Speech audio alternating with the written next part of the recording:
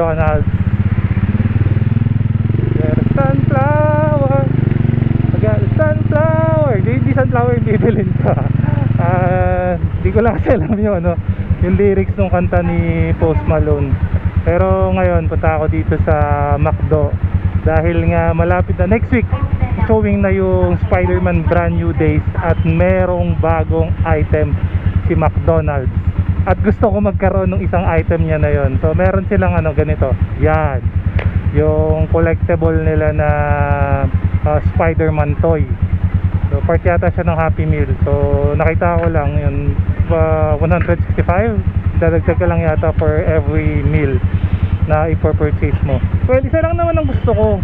Hindi ko naman gusto yung yung apat na yan. Yung upside down na Spider-Man lang yung gusto kong i-avail. Wala, feeling ko kasi yun yung iconic na pose ni Spider-Man yung upside down. Ang natatandaan kong gumawa nun, siyempre yung kauna-una ko Spider-Man na napanood ko, which is Tobey Maguire, yung nag-kiss sila ni Mary Jane. Yan. Kaya yun lang yung gusto kong makuha sa apat. Grabe rin yung yung Brand New Days na Spider-Man upcoming. Ang daming, nakita ko na rin, panood ko na yung trailer ang daming mga characters. So dahil maraming characters, order na tayo. Hi, good afternoon. Welcome to McDonald's drive-thru. Yes, good afternoon pa. Available pa naman yung sa collectible na Spider-Man, no?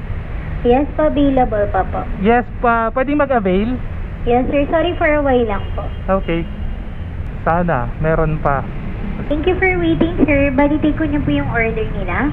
Yes, yung burger meal na pwede dun sa sa Spider-Man collectible. Burger McDo lang po. Yes, tapos okay lang ba yung Spider-Man na upside down? Okay. Drink po nila Coke na sir. Yes, yes please. Upside down sir, no? Yes, exactly. Please. May additional order pa po. Yun lang. 282 first window. Okay, thank you. And so, pero upside down. Actually, ngayon lang naman lumabas yun, yung sa Spider-Man. Ngayong araw lang na to. Yan. So, bayaran na natin.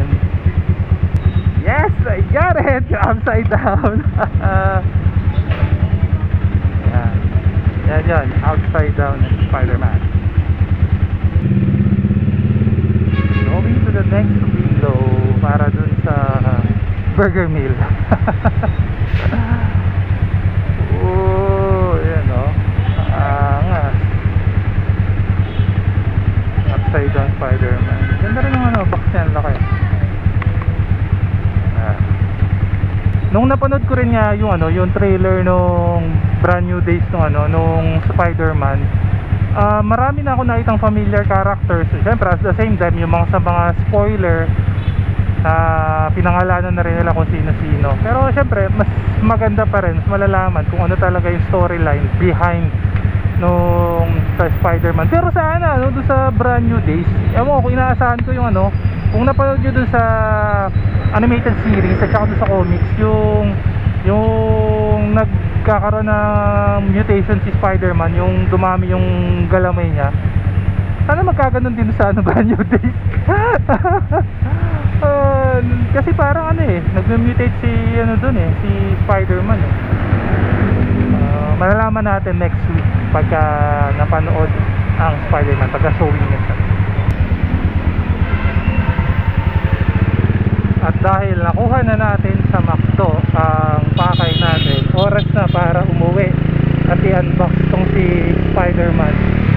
Actually, hindi lang naman si McDonald's ang may mga apparel, items or toys na connected si Spider-Man.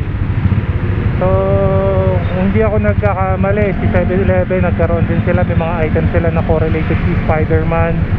Si Pen Shop, nakita ko rin na meron silang mga apparel na Spider-Man. So almost not all, pero some na talaga kasabay ng ni Spider-Man ngayon. Naglabas din sila ng mga items sila na connected kay Spider-Man. So for sure nito kapag ka nag-showing o kaya kapag ka nanood na sa movie house na ano, maraming naka-costume, kundi naka-costume, nakasuot ng color code o kaya ng damit na may print design ni Spider-Man.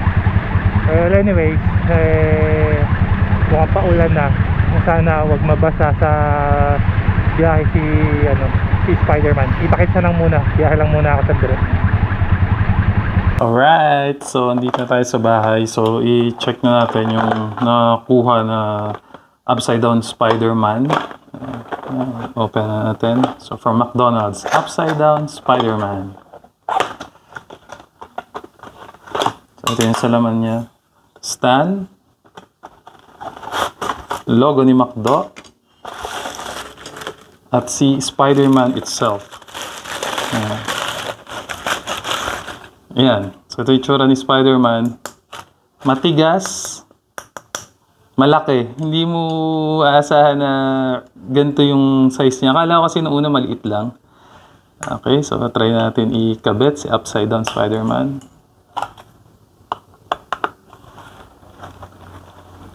And there you go! Ayan na yung upside down Spider-Man natin. Ang angas nyo, oh.